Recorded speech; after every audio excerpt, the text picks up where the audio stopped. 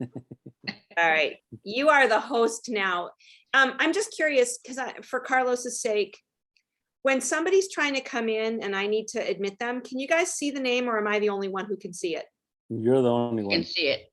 Okay, so it does Oh. mean, Carlos, there's a chance somebody might pop in that you need to admit. Okay, yeah, Now- It's It's all I'll be paying yours. attention. So thank you very much for having me. It's always a pleasure, an honor to be here. Jennifer, thank you very much for everything that you do for our folks who at one point I believe, were forgotten, right? Like we're here because of that. We're here because we want to make a difference in someone's life. We're here because we want our future to be safe as well, right? The more we provide for folks that are inside these rehabilitative programs, the ability to be there for someone, the more they're gonna have a change of heart, the more they're gonna want to do better as they exit, corrections, and the desires, to make our communities a lot safer, right? For me personally, directly impacted by the system. When I was 16 years old, I committed a crime, and I was unfortunately, and fortunately enough, arrested at 16, went to juvenile hall, found out that my case carried 35 to life.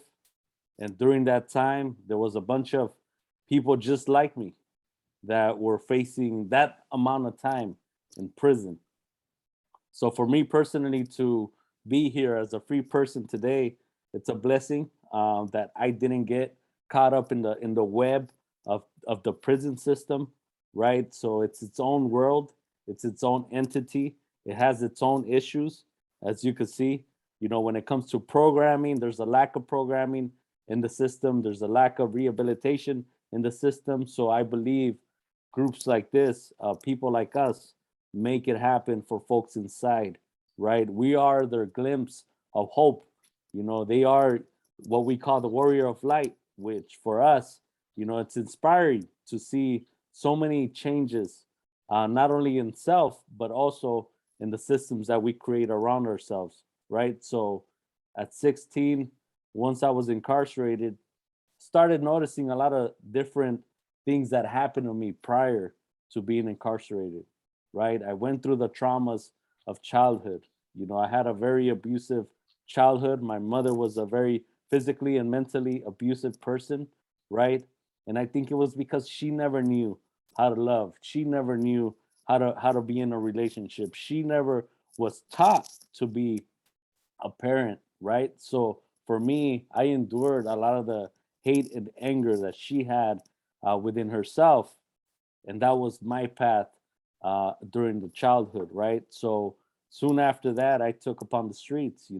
9 years old, I caught myself already smoking marijuana. Who smokes weed at 9, right? But these are our neighborhoods, low income, poverty level neighborhoods, gang infested, drug infested, violent infested, and it was a surprise that I ended up being in a place like prison or jail.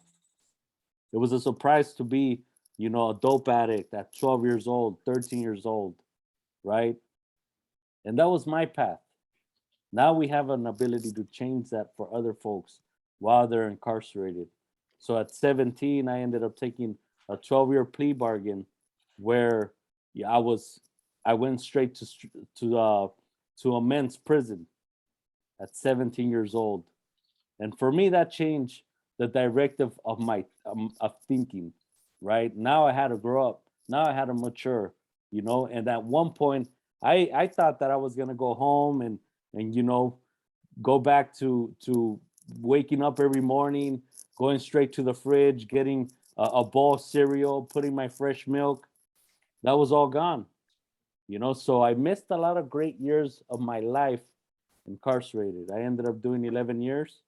As a matter of fact, on the 20th this month, it'll be 11 years since I've been home. Wow. So I definitely took a turn around the universe to make sure that I continue to be well, to make sure that I continue to inspire others to form that pathway for people to follow, right? I mean, there's a lot of followers in prison. That's the one thing. But there's followers that actually lead. So that's people like us. So during my time in prison, I ended up getting my higher education. I came home with an associate's degree.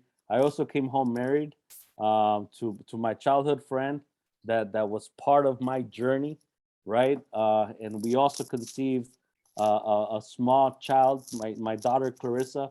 She was 2.5 years old when I was released. So that was the life-changing moments that I knew that as soon as I was released, that I would never ever go back to a situation as I was before, right? During the time in prison, I ended up analyzing my whole life. What is it that caused me to be in a situation of prison? What is it that I could do to change the circumstances of how I was thinking, right? And it's the mentality. The more we educate ourselves, the more we have opportunity to change our journeys moving forward. So as soon as I got out, one of the first things I always wanted to do was go back and mentor some of the young kids that are in juvenile halls. 2 weeks after my release, um, by the grace of God, I found myself in the same juvenile hall I was in now with a group of kids, and me coaching them, guiding them, letting them know, that though they are gonna eventually go to prison, because that's the reality, you have someone that could guide you, that could teach you, that could be there for you, that could be of support, right? A lot of times when we think about mentoring, we think, oh, it's just, getting them supplies that they need, whether it's commissary, soaps, soups, stuff of that nature, or money on their books, right? But it's beyond that. For us, we talk about the purpose of life. We talk about what it is to change our behaviors, our addictions, our past addictions. How do we address those issues, right, as we move forward? So fast forward to 11 years now, I was able to create my own program, which is the Right Home program, a great collaboration with Stanford Law School. Stanford Law School was very involved with the Three Strikes project here in California. California had the three strikes. It still has the three strikes law that it's being implemented almost every single day. If you have two strikes, that third strike could potentially be your 25 to life sentence, right?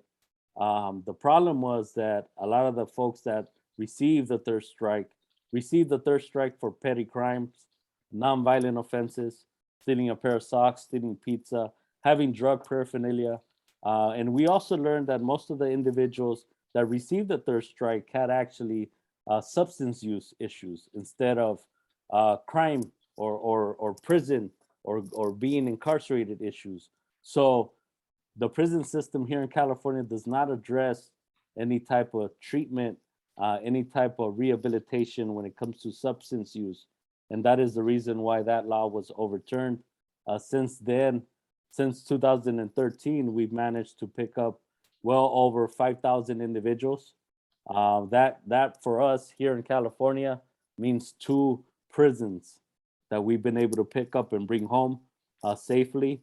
Mostly individuals that spend 15, 20, 25 years incarcerated, people that didn't see hope one day. Yeah. Today, we go back into the prisons and we're lucky enough to get out that same day, right? That's the goal. To make sure that we share that glimpse of hope that people need, to make sure that we validate our stories ourselves with, the what we're doing out here in the community, which is creating programs, creating pathways for them to re-enter society as a whole person, not as a broken person. So I want to take it back a little bit and talk more about the last time I was on. Is there anything that stands out that you would like me to talk about? Is there anything that comes up as I'm talking again of the process of being a volunteer, right? And one of the things that I failed to mention is that I also had a group of volunteers that helped me along my path. So I'm here today and I'm still keep in touch with maybe a handful of those volunteers, Catholic volunteers that we had that allowed me to grow, allowed me and guided me towards a better path in life, right? So just a little, let me back up a little more. I met Father Michael Kennedy, who's a Jesuit, and I met Father G when I was in juvenile hall. So the best thing that happened in my life was when I was released, I was able to work with both of them closely, Wow. putting me in a situation where I'm amongst, those that do great things, right? So that's a very, very lavish life for me, right? I was able to make a lot of great connections when I was working with JRJI, with Father Mike Kennedy. And today, my main thing is to make sure that our brothers and sisters who are still incarcerated get these same opportunities, right? So just putting that on the table. If there's questions about that, if there's other questions about how to be a better volunteer, how to be a better corresponder when we're talking about writing to folks, what is some of the context that we could be using that could help the individual while he's inside. I'm opening it up to anyone that Okay, has. I could start. I have a couple of questions.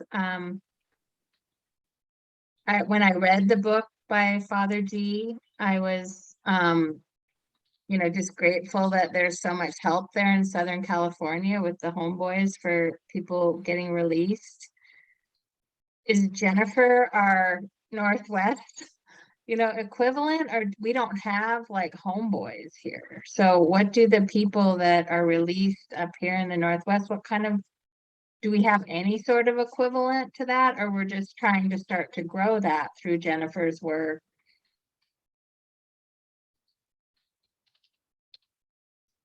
Do you want me You're to try to say muted, something about that, Carlos? Because you probably don't. So Yes. good question, Mary. One thing I've said before, and I would just reiterate that's different in California than here and really problematic is in California, Father Mike is going inside, but he's also seeing people when they re-enter. He's also hosting retreats for their families. Today, he sent me a copy of a letter that he sent to all the prisons to the men they see because they're locked out again. Now, in Washington State, I can't do any of that or we will get kicked out. But the good news is I do feel that this is the year I might get a meeting with the Secretary of the Department of Corrections for the entire state. And because my goal has been, you got to have a track record, you got to build trust before you ask for something big. But I want to meet with her and ask her for an exception to policy so that JRJI can start to develop wraparound programming. We have several men who've been released who spent a few years coming to the retreats. And I heard through the grapevine, because they call their friends in prison, some of them have said it's really hard, they're struggling. If I could be pulling them together for support groups and retreats and meeting. Another man wrote to me about his mother. She was diagnosed with cancer. And he asked me if I could get a group of people to send things to her. So I'm going to do it anonymously because I can't sign my name. So there's all these prohibitions. And we're going to try to get around them, Mary. But also in answer to their question, there are some programs for release up here. But definitely, I think the faith-based component of Homeboy, where, certainly, Carlos, you'd know better than I would. I've been to Homeboy, I know Father Greg, but certainly people are welcome regardless of faith background. But I think the fact that Father Greg and others who are connected are people of deep faith, that does bring, do you think, is that true, Carlos? Like, my impression is that makes a difference. So it's not, Homeboy's not a religious organization, yet it's so imbued with deep faith. I think that's a unique. Was that true, Carlos? Would you That say? is exactly. So, Homeboys has been around for the past 20, 25 years. So, we're never too late when it comes to starting, an organization that actually offers re-entry services as people are coming home. So, ARC, for instance, I now work for the Anti-Recidivism Coalition, which is a smaller nonprofit, not as big as Homeboys, but we are probably going to get to that extent. And so our main focus is to provide reentry services as people are coming home. But we're also in the 31 institutions here in California. So we're also, we have reentry workshops. We do board preparation for lifers that are going to the board. We also do Criminals and Gangs Anonymous, which is similar to Alcoholics or Anonymous or Narcotics Mm-hmm. Anonymous. Um, Mm-hmm. and we also we work with emotional intelligence. So that's always a great way of getting people involved. And, we're now partnering up with some of the local colleges around the institutions to provide that higher ed component that people need, right? 7% of the Mm-hmm. folks, there's only a 7% recidivism of the folks that get a higher education while they're incarcerated. Why are we not aiming towards that? So now we Yeah. are, right? So No. it takes a lot of Mm-hmm. courage and effort too, though. I believe that the platform really started when people were getting released. So when I was released, I definitely wanted to jump on the work that I'm doing today. Just like Jennifer Mm-hmm. was saying, there's a handful of people that are now coming home. These provisions that you guys have, that you can allow someone that is coming home that is probably on supervision to be involved with the ministry, right? That's Mm-hmm. unfair. That's really Mm-hmm. unfair. That's how we started. So Father Mm-hmm. Mike originally couldn't do this type of work until he went to legislators and started talking about the greater issues of the Mm-hmm. community, which is Mm-hmm. not being able to be in a part of somebody's life. I've known Father Mike for the past 22 years now. Yeah. Yeah, it Imagine was if, really impressed on me so much, that book, the connection he made with so many hundreds of right? prisoners, and just helped them just so genuinely. And so it almost seems like if you're being released here, I wonder if some people want to try to get down there just It, for help. I know we're learning and growing here in the Northwest, and we have a great model, it sounds like, with everything you're doing and other organizations down there. But it was just so impressive what you guys are doing down there in Southern California. Um, my second question, though, if I could just dovetail to the next one, you yeah. mentioned that you had some mentors that helped you while you were incarcerated and wrote letters and that kind of thing. What sort of messaging or what sort of content really helped you the most? What did you like to receive and hear? For me, I always talked about careers, right? I always talked about what is going to be when I eventually get out. What am I going to lean towards, right? There's always Mm-hmm. construction. There's always, starting from the bottom like McDonald's, right? And climbing your way up, into Mm-hmm. the manager supervision positions. For me, I was very intrigued in getting material that had to do with careers. What do I want to Okay. do in my life? I eventually wanted to be a mechanical engineer. Well, guess what? That never really happened, right? But I did want to be a social worker at one point because I like working with people. So one of the things I learned while I was inside is that Mm-hmm. I'm more accustomed to working with people directly, and most of the people that are system impacted are formerly incarcerated, right? So I work well with people. That's like my whole career was based on how do I approach folks and help them, guide them in their path. So social work is on my to-do list, right? I Mm-hmm. recently reapplied to go to grad school and made sure that I get my Great. higher education and continue that. I want to become a Mm-hmm. licensed clinician.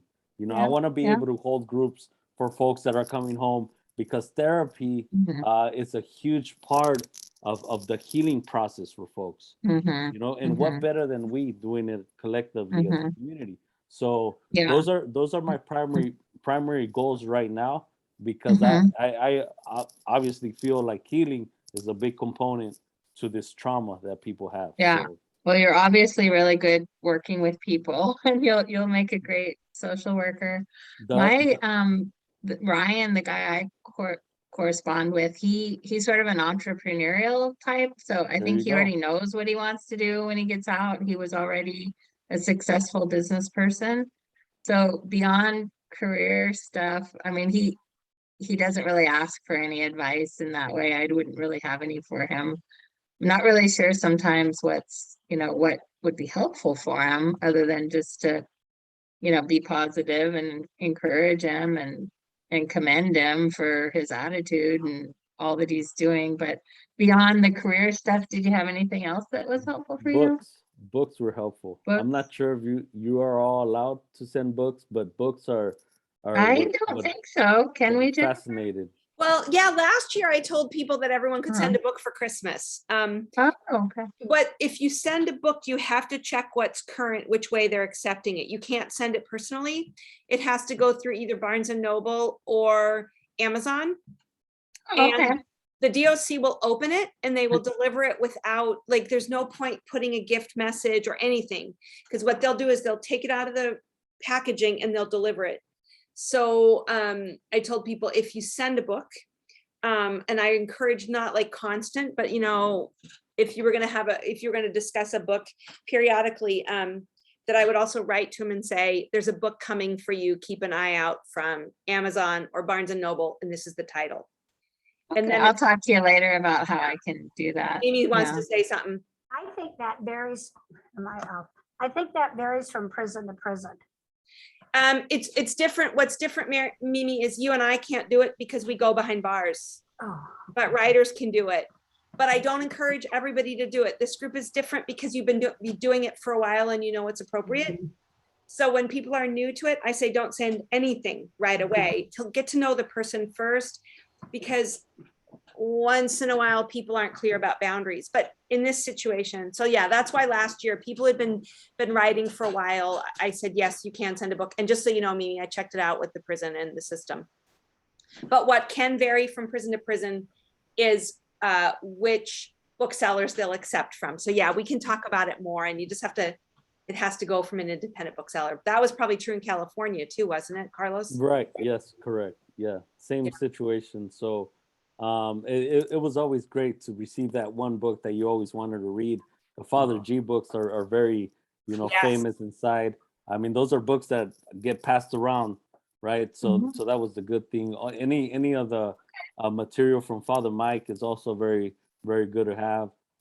So whatever your favorite book is, whatever that person, there's a lot of books now, a lot of authors out there, who talk about the struggle of being incarcerated, coming home, and then eventually becoming a success. So I think stories that validate people's situations is always something good to have. So Yeah, that's great suggestion. I'm gonna look into that. I Thank should you. tell you, just so you all know, too, Seattle Prep High School did a book drive for JRJI. I got permission from the DOC, and I got about $800 worth of books from the Wow, students. that's a lot of books. It's a lot of books. It was about 50 books, but when you do the math on it, then I got them cleared ahead of time, and I was distributing them for Christmas, but to the units that have been open. So I still have more books to bring when the other units open up. And the men were thrilled, just thrilled. So, and some of them are Father G books. And they always get Father Mike books from me in the retreat program. So Father Mike Kennedy.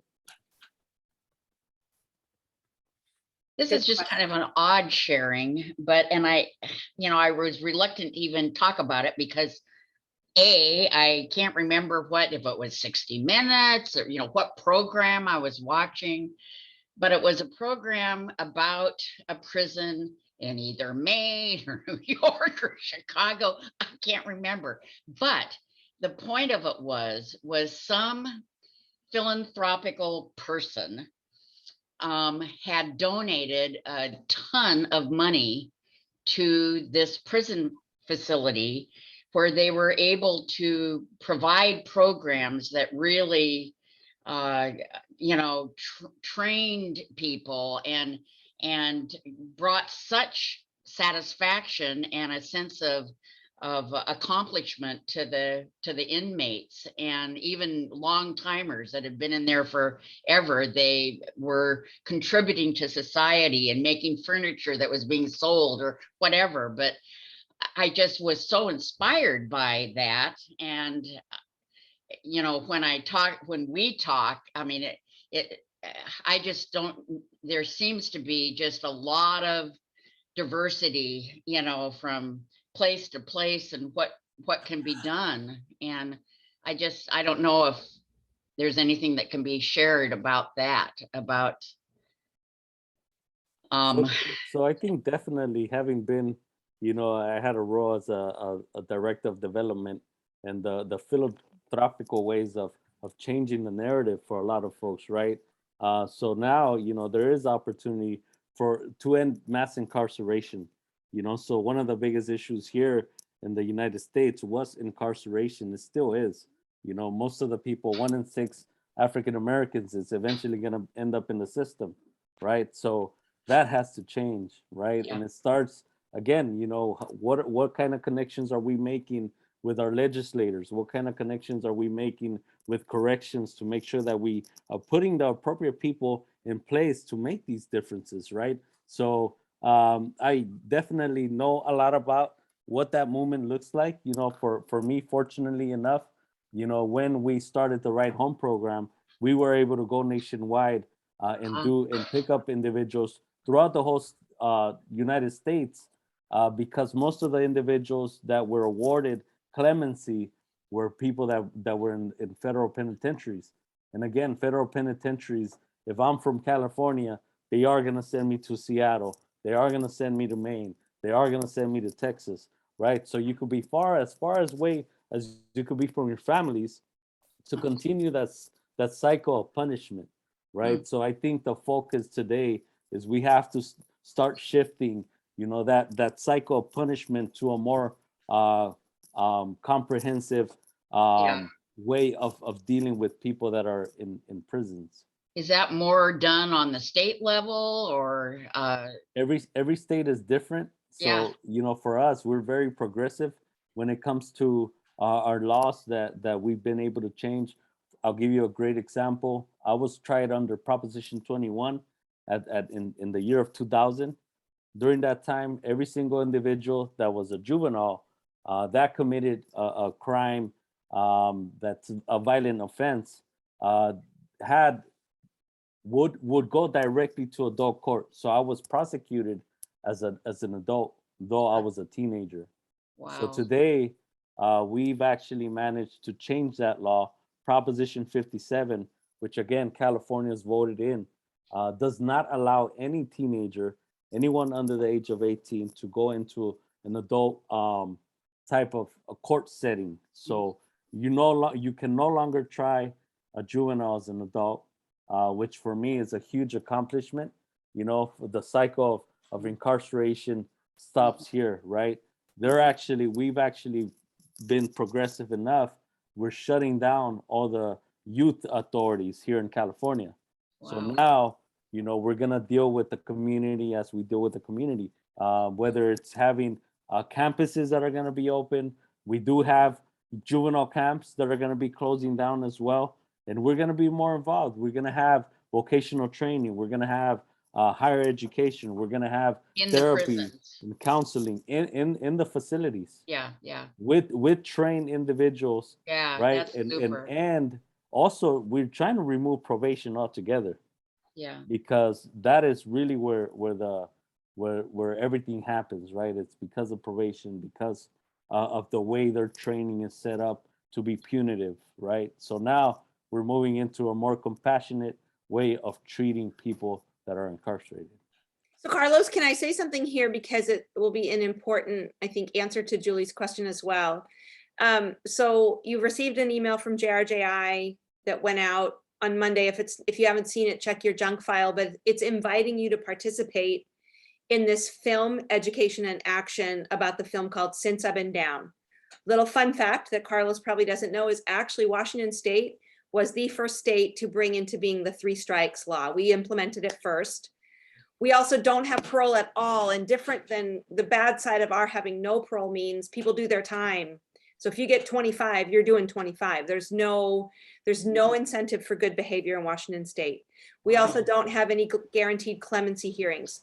We have a very, very, very regressive laws on many levels. But anyways, the reason I'm telling you this is if you sign up for this event, register for it, you'll get a link to the film, and the film is very educational. That will be followed by, on February 6th, a 1.5 hour, it's a Sunday evening, 7 to 8:30 p.m.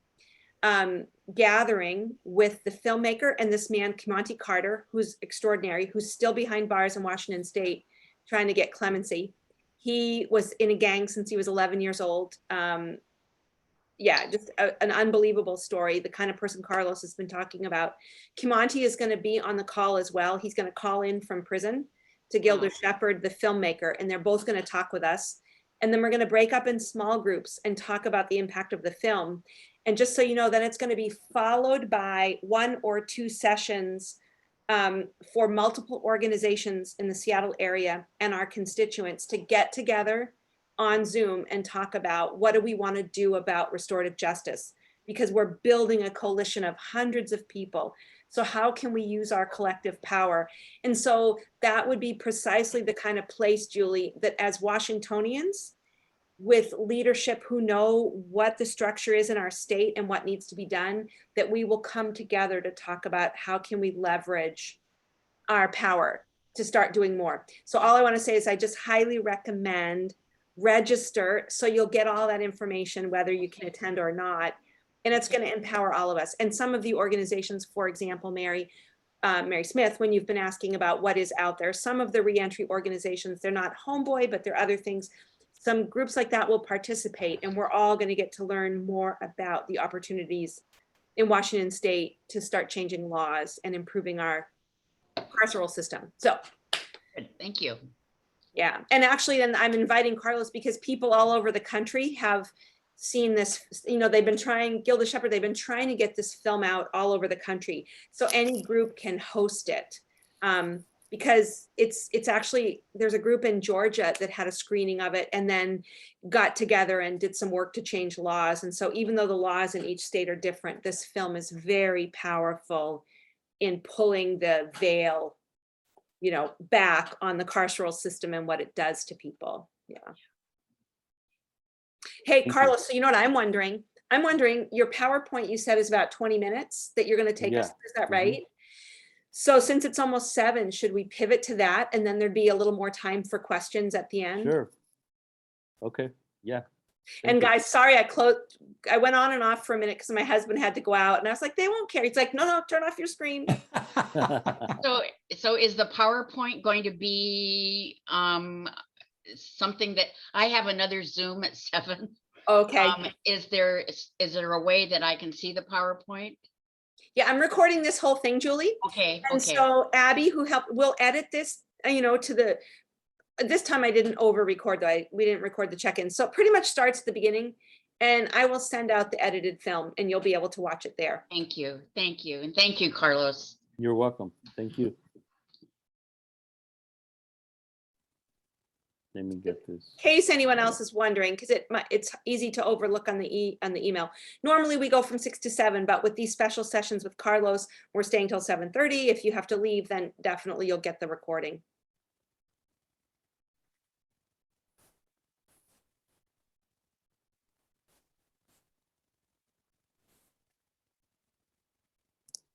Can everyone see my screen? Yes, I can. Oh, wow. Let me start it all over again.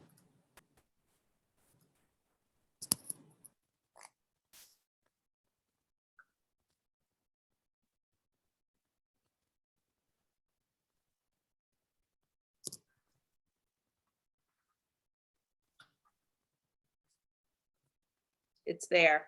There it is. So for us, you know, we go into facilities, juvenile facilities, we go into adult facilities, and we asked ourselves, what is transformative mentoring? You know, what is coaching? What is guidance? What is being able to provide someone the tools that they need as they're doing their time, right? A lot of times, what we believe in, me personally, re-entry doesn't start when people get out. Re-entry doesn't start halfway into their sentence. Re-entry should start the minute someone's arrested, the minute someone's in jail, the minute someone goes to prison. You know, that's when rehabilitative programming is more effective, you know. And so for us, we do a lot of mentoring. It's peer-to-peer. A lot of the stuff that we do has to deal with our experiences together, right? One of the biggest things of the Anti-Recidivism Coalition, you know, which was founded by Scott Budnick, who's an executive producer for the Hollywood films of of the Hangover movies. You know, if you've ever seen the Hangover movies or Old School, he was the executive producer for these films. You know, he got involved and being part of this transformative mentoring system where we could each one teach one as we go along, right? A specific mentoring modality that targets highly at risk or hardest to reach youth population, right? So a lot of the individuals that we deal with are hardly ingrained in generational acts of violence, generational lifestyle of gangs or drug cultures, right? So what we want to do is make sure that we're implementing a program that allows them to think beyond, you know, their neighborhoods, right? It was fascinating to know that a lot of our youth have never been, you know, to the beach, have never been to a sports camp, have never been to a theme park. You know, if people do not go outside their neighborhoods, what are they going to know, right? So we make sure that to express the needs of making sure that, you know, these are the goals that they want to set for themselves, right? Transformative mentoring is an intensive youth development model that seeks to transform the mentality and behavior of a delinquent youth and provide them with healthy relationships with positive adults. You know, this is who we are today. For me personally, you know, being a role model to some of the youth that we serve inside, but not only youth, some of the adults, you know, being able to change their mentality of their behavior. You know, what are those past addictions that you want to address? You know, what are some of the responsibilities that we want to teach folks? What do you want? What do you need to be accountable for, right? As you move forward in your transfer, in your progress of change, right? So, you know, it starts with the dysfunctional families, the environment at home. You know, then you move to poor social skills. You know, then those behaviors become of concern, right? Then you have the peer and adult rejection and failure, you know, which is a lot of the stuff that I expressed when I started my story. Every single step of the way, that's what I've been through. You know, the affiliation with certain peers that got me in trouble. You know, the corrupt subculture of what it is to really live in the streets or be a part of the streets, right? So what is transformative mentoring? You know, we develop relationships, we provide information, we teach tools, and we open up to clients. You know, one of the biggest things of me connecting with folks is telling them my story, you know, making sure that they could relate, you know, to some of the stuff that I've been through. You know, maybe some of the stuff that they've been through has also, it's also being impacted by the story that you tell. A lot of the times, you know, this is a true story. When the Order of Malta was volunteering with Father Mike's ministry, JRJI, here in California, here in LA. I had a lawyer. His name was Alan Graff. Uh, Jennifer, I don't know if you remember Alan Graff, but you know he would always say, "What does a kid, you know, like somebody like for instance me, you know, as a juvenile, what do I have to relate to that person? You know, what does a white boy, fat, you know, wealthy, a lawyer, you know, have to relate to a person?" And it's mostly listening. It's mostly being there, you know, to be a part of their journey. And it's mostly, you know, being in a relationship with that person. You know, I will talk about this individual, Jorge Nieto, who eventually got 15 years in prison when he was 15 years old, right? And he followed him all the way through his progress of going to court. And the crazy part of him being an attorney, he was able to get involved in his case. I know this is not particularly every single step of every organization, right? But when he was able to get involved with this case, he was actually able to get him a lower sentence. So 15 years was the lowest he was able to get him.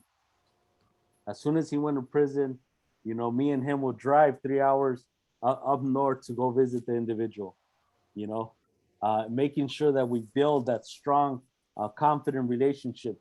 A lot of the things that happen with our youth is they're so used to being let down.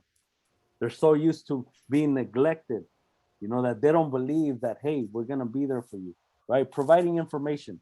I talk about a lot, you provide information that people want to or people need. When it comes to reentry, there's endless information that you could talk about when it comes to employments, higher education, resources, housing, support, right? So, we're lucky here in California to have these networks of people, but we always didn't have this, so this is always, it's always work in progress, like Homeboy Industries, like I said, 10 years ago, Homeboy Industries wasn't as big as it is today, so we have to start somewhere. Um, and the goal is to try to change the mentality of our young folks, try to change the mentality of that person that's currently doing time, right? How do we do that? We start talking about better ways of taking care of yourself, being healthy, thinking healthy, right? A lot of folks that go into prison either had an issue with substance use or are still currently using. How do we deal with those addictions? How do we guide people to stop that type of lifestyle and start changing? And it's by the desire of having goals in your life, right? So for me personally, I started writing down the goals that I wanted to live as when I was inside. What kind of job did I want? What do I want to do when I get out? Right? What kind of where do I want to live? What kind of car do I want to drive? Small goals like that, because a lot of times we've never had an opportunity to actually live life when we were out here, right? For me, being out was the first time I've ever had to pay rent, I've ever had to pay a car note, I've ever had to work, right? I've ever had a driver's license, an ID, teaching, these valuable tools of how to be a responsible adult really impact someone as they're coming home, right? So understanding also that people have gone through traumas, people have lived a different childhood than most of us, and understanding that, while we want to be there as counselors or therapists, that's not who we are. We're a companion. We're somebody that's going to be in a friendship with them. We're somebody that's going to be there as a friend, and nothing more, right? So this helps, again, help reduce recidivism, reduce violence, and improves outcomes of the people inside, right? So when we started, for instance, the Right Home program, this is one of the fundamentals of what we do in the Right Home program. When we pick someone up, we have to build a relationship with them. The crazy part is, how do you build a relationship with somebody that you don't know, a complete stranger, right? You talk about common things. You talk about, your common goals. You talk about the transition between prison and now the free world as a community, right? So a lot of times we talk about food. What do you want to go eat? So we have a choice of getting people steak and lobster. Surprisingly enough, most of the people want cheeseburgers, right? So we talk about those things that people desire. That way they could build their trust with us. But in all this, I say we do this non-judgmentally. We do this with an open heart. A lot of the times I don't know what that person was in there for. I don't know why they're getting out. I don't know why they got that time. So for us, it's being there with an open heart and making sure that we listen, making sure that we provide the right information, making sure that they're reaching, every step of their way, their goals, right? So it doesn't start with just the right home. We do the follow-ups. We got to make sure they come to our workshops. We got to make sure that they stay positive. We got to make sure that they continue to have the resources that they need. This is the mentality shift that I'm talking about, right? So offering supportive services is always one of the primary ways that we continue to make sure people are well, not only out here, but inside, right? So we focused on one-on-ones. We always focus also on group settings. When we're talking about discussions, I don't know how you all do it there, Jennifer with JRJI, when it comes to groups. But a lot of times when we start sharing, we hear folks, we hear their pain, we hear their anguish, we hear their a lot of times their resentments, their hate. How do we deal with that? So we try to break that cycle of thinking, right? So we want to make sure that we provide as much as companion ship as we can, when we're with them, right? So the decision making starts changing, their identity start changing, right? Their purpose in life starts changing. When I talk about I send people books, it's not only just because I want to send them a Father Greg book, right?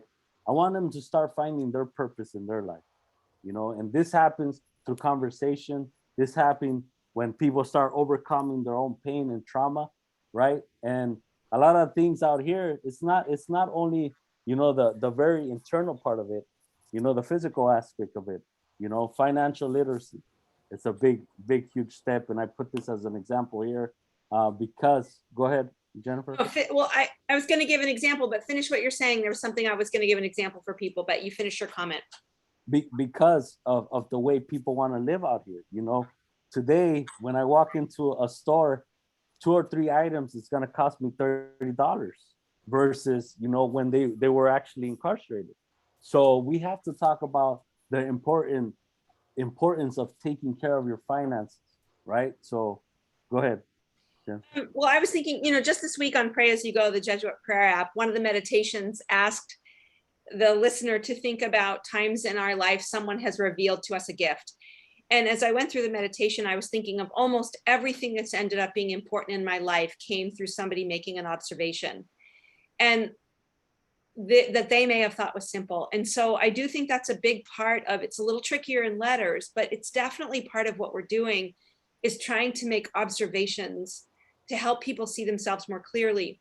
And I can think of 2 examples recently that I've been dealing with around vocation, precisely what you're talking about, Carlos. There's one woman at Kent Regional Justice Center. She's been released. Mary Smith knows about her because she's been part of a support group. She got released. I can see people when they get out of jail, not prison, was part of helping her transition into treatment. It's awesome. Anyways, she was released once before, and the work she was doing was devastating. And of course, it was horrible work that a not good reentry program put her in, which was collections. And in my work with her, I said right away, of course you couldn't do collections. You're one of the most compassionate people I've ever talked to, and you've suffered the exact same way the people on the other end of the phone have suffered. How dare they put you in a job like that, right? But she couldn't see herself in anything. And I was able to say, you know what, you have so much personality. She's like you, Carlos. She's a people person. She's full of personality. I said, oh my gosh, like you could start at Mod Pizza where they hire people who've been released, and I bet you'd be managing the restaurant in weeks. And so she's kind of pivoting and recognizing that she has really strong social skills.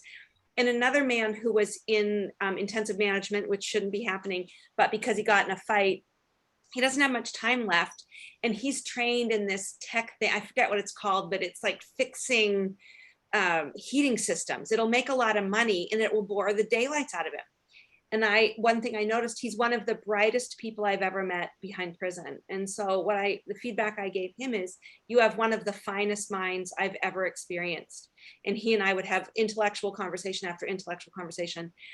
And he doesn't have a college degree. And I said, you have such a fine mind, you like thinking. So anyways, it's like those kind of seeing what a person really is like. So somebody might be writing to you about food all the time and you notice they might be great in the restaurant business or something like that. So that's all I wanted to say. Thank you.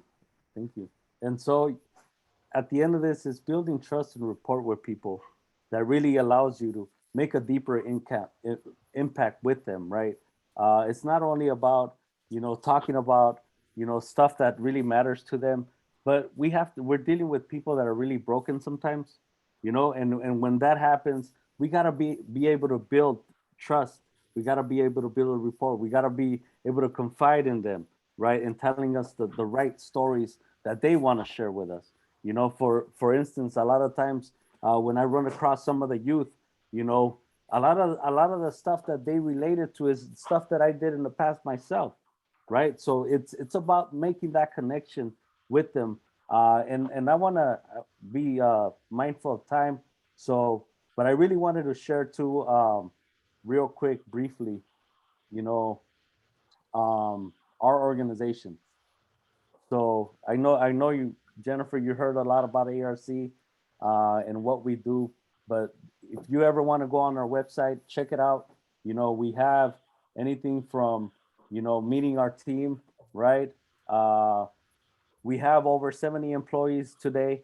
82% of us were formerly incarcerated, right? We have an office, two offices, one in Los Angeles and one in Sacramento. So we're very close to our legislators, believe it or not. One of the things that has made our organization really impactful is having been there for policy change. We talk about putting a face to policy, what does that look like? So we're oftentimes up at the Capitol talking to our legislators about what laws should be passed and what kind of programming should we, you know, what kind of support should we be getting in the community, right? So today we are a part of a bigger network here in California, right? We do a lot of in-reach services. We go inside with the Hope and Redemption team, which was founded in 2017. We started off in 10 prisons, and today we're in 31 institutions in California. We do a lot of the youth offender workshops to offer them and guide them through their parole process. So here in California, people do have the ability to go and in front of a board and be found suitable for release. So you have to do your mandatory minimum sentence, whether it was 25 to life, whether it was 15 to life, whether it was 7 to life. And once you get the ability to go in front of a board, you have the ability to parole. I know that in Washington, you don't have those type of, you have straight sentences, right, Jennifer? Yes, right now we do. That's right. You do your time. We have, And well, actually, no, we have passed the bill, though. If you were 18 or younger, you are required to go before board now. You get a hearing. And then we are trying to do what California did and have a second bill that would require it 25 and under. And I believe that hasn't passed yet. I mean, we do have a lot of laws on the books to change things right now. But one thing they're saying up here, I don't know what they say in California right now, Carlos, but this is a short session and there are things that are going to be voted on, you know, in this biennium. But because it's an election year, people play very Right. conservative, and so people want to get reelected. So it's hard. It's going to be hard to get things changed and laws passed. But that's where building a bigger swell of people is important. yeah. And so I had a we question for you, Carlos, though. ARC, do you guys, is it a lot of grants? Do you get any government grants? Like, it's a big organization. Where do you guys get all your money? So we're currently, our budget's about $10 million. That's my today. guess. I guess 10 million. And we do have two housing complexes here in LA. In LA, we have a huge housing crisis. We have the most homeless population, I think, in the state and the nation. So we do offer a lot of housing resources. Our two housing complexes, one is offered for younger people, youth from the age of 18 to 25, and the other one is for adult parolees. And we do get a lot of state grants today, right? So both of our housing complexes are funded by state grants, but we do have a lot of great relationships with foundations. Liberty Hill, that's one of our starting foundations that we're very connected to. They gave us about $400,000 for 3 years as a startup organization. The Hilton Foundation, the Ford Foundation gives us a lot of money. The city of LA gives us funding for programs such as our Second Chance Apprenticeship Readiness Program, where we get to train, 30 to 50 individuals that are coming home and getting them into union careers, right? This is a 11-week program where we pay the participant $450 a week. They get their MC3 certification, their OSHA 10, first aid, CPR, and then we get them enrolled into an apprenticeship program of their choice: plumbing, carpentry, electricians, cement masons, you name it, right? All through our supportive services. So we do have, counseling therapy that is for every individual that walks into ARC that needs, therapy, that needs counseling, that needs to be in mandatory anger management classes that are therapy based. So we do have certificate programs for courts. When you're dealing with people that have domestic violence, when you're dealing with people that have their children in foster care, when you're dealing with the courts in general, these are all programs that help you in your process, right? So mentorship is a big thing, right? That the guy that I was talking about, Scott Butnick, is one of my biggest mentors today out here, right? Guiding me towards my progress of involvement, right? I eventually want to be a director. I eventually want to probably start my own nonprofit. I eventually want to start my own practice when I become a licensed clinician. Having a mentor like a Scott Butnick, like Jennifer, who's been out here in the community, making sure that I stay on top of my goals. We do a lot of retreats too. So, we're up and down the state of California, whether it's at Lake Hughes, whether it's at the American River, we're river rafting, Catalina Island, where we spend 3 days with our members. And these are all places that people have never been, right? So when I talk about, those letters of encouragement, it's like, I can't wait for you, to be out here with me in the American River. I can't wait for you to be out here in Lake Hughes, where we have over 400 formerly incarcerated people and allies come out and share a space together, breaking bread, making sure that we connect, making sure that we continue our circles, right? So I don't know if you want to see this 5-minute video to close, maybe.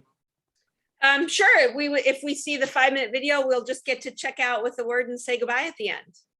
Is that okay with everyone? Perfect. Oh, and Mimi, by the way, Mimi's helped out with the woman who just got released too. I couldn't see you in the dark before. I forgot you were there.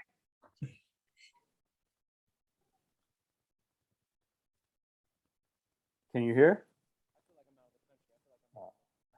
Not yet. Can't hear it yet. I was away from home. Yeah, I better. remember one of Now my we first was to get out and walk on the beach. I feel like I'm out of the country. I feel like I'm in a different planet. I'm only 400 miles away from home, but I feel like I'm 400 million miles away from home. I remember one of my first goals was to get out and walk on the beach barefoot.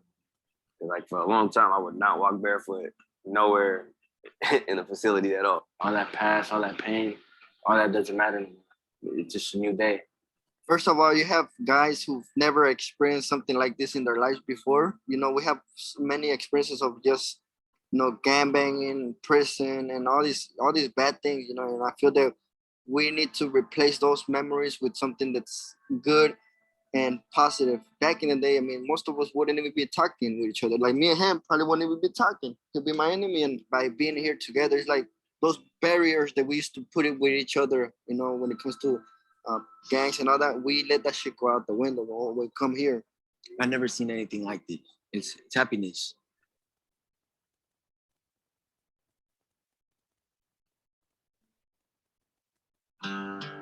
Going to Catalina was fun.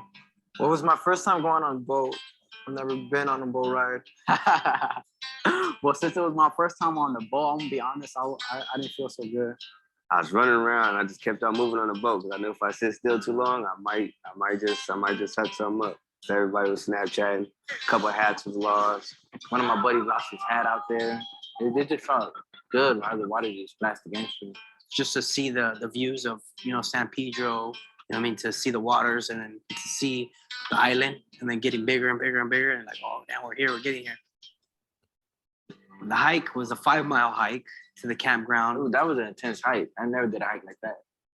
Oh, Scott downplayed. He said the hike was some small, all of us can be able to do it. Everyone should be in by nightfall. If you're not down by nightfall, we'll send a mission up there with flashlights to come find you. It wasn't all that, but it was. I wore the wrong shoes. My legs were killing me. Then there was a couple guys that ran through the whole thing. I don't know how they did it. I'm real competitive, and there was 3 other guys. We raced the whole hike. You say the hill's too steep to climb.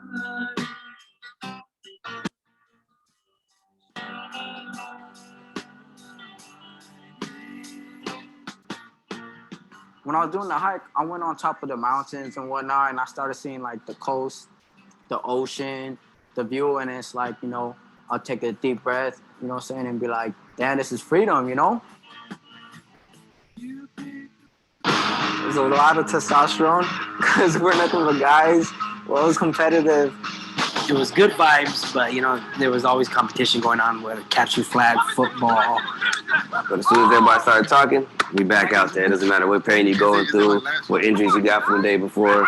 You got to get in there. You got to represent. You know, and it's just like little brother, big brother, because whatever goes on is for that moment, and we're done with it. We're gonna go to just laugh and kick it and laugh about something else now. Catch and flag, I've never played a game like that before, and I thought it was badass. Oh yeah, it was on. Dudes are running for their lives. Dudes were tripping and falling, and sliding, and the competitiveness was just out of control because you're running back and forth.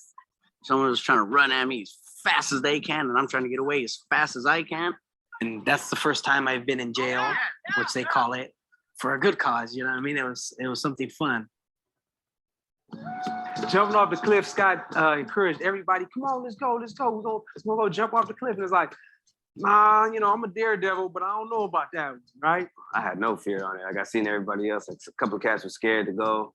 I thought about it for me. I don't know if I should do this. I don't know if I should dive. And I just did it. Just let go and just enjoy it. Because you probably would never be here again. Who knows? Me and Scott, we decided to sleep at the sand at the beach one night. And we woke up before the sun came up. So we walked to that rock and we were just bonding, talking about my past, his past, about his future goals and my future goals. At the rock, people kind of feel what they were saying. It just came to you naturally. I was able to sit with myself, just capture my thoughts and just ponder on life. You know, and it seems like, man, I'm in my own space. I'm in my lane. And we sat there and he told me that, you think you'll ever be here? Nah, I never thought so. I was busy looking at the stars and all I was thinking was being grateful and appreciative of, again, life. I feel like I could talk to him on a basis where I won't be judged. You know, they see me as themselves too. Why? Because we're all from the same background. We just know what it feels like to fall. Going from a 4-wall cell to this, it's like it's a new beginning. It's a fresh start. It's a big change. It's a good change. It's unreal, like overwhelming.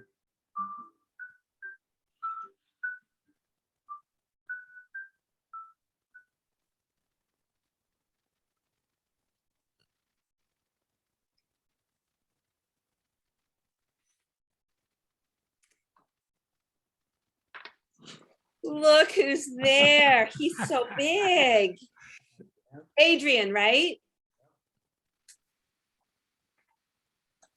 What a cutie, Carlos. How old? He's not yet a year, right? He's 10 months. 10 months. Hi, Adrian. He's all over the place already on his walker, causing ruckus. So we're gonna have issues with this one. That's great. Well, that was a really inspiring film, Carlos. And I'm sure we all want to thank you. So why don't we just do the thing we always do and somebody share a word or phrase, how you feel as we're going, and we can each share something and then call it a night. Optimism.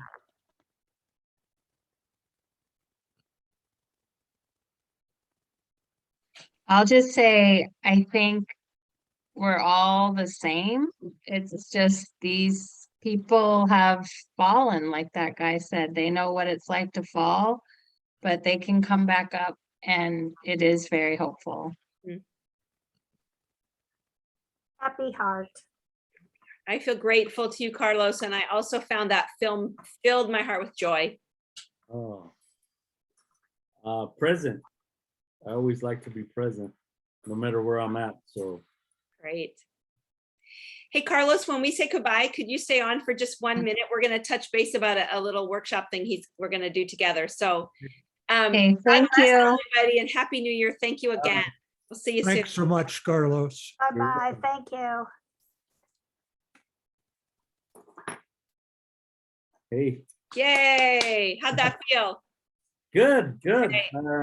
Great. Prepare more when it comes to these talks and stuff like that. He is so stinking cute. Yeah. It's like you just want to go like, oh, you just want to get that little face. Say hi. Hi, Adrian. Oh my God, you must just kiss that little face all the time. So here's the thing. I think I told you the date. What is it? March? 9. Okay, you got it. So March 9th. And we would get a Zoom link and we would be with 2 different classes. So the first class would like start at 9:40 in the morning. And then the second one would be at 10:40. And what they're partly trying to do is teach these kids about Catholic social teaching and why restorative justice fits with Catholic social teaching. So I was thinking if we're both there and we introduce ourselves, I could start with a little bit of the theological stuff, like what is Catholic social teaching and restorative justice and why do they go together? Just a little bit about me. And then I'm going to say, but all this is all well and good to talk about, but what's really important is to put a human face on what is Catholic social teaching and restorative justice mean for a person. And then that would be you. And I figure if the class is like 50 minutes, what is it, 50, and we each speak for about 15, Yes. then that would leave another 20 minutes for them to ask questions. Perfect. So yeah, I used to go to Archbishop Mitty, which is in San Jose, and talk to all the 9th graders. Oh, so you know. So this is Jesuit High in Sacramento. Oh, nice. Yeah. Okay. Yeah. That'd be great. And there'll be a stipend. I think it's $100. So I will. The name is of the person who asked me is Katie Maynard. So I'm gonna email her tomorrow and tell her that you've agreed to come, and I'll hook us all up and everything. Perfect. Thank you. I appreciate that. Thank you. Yeah. Right.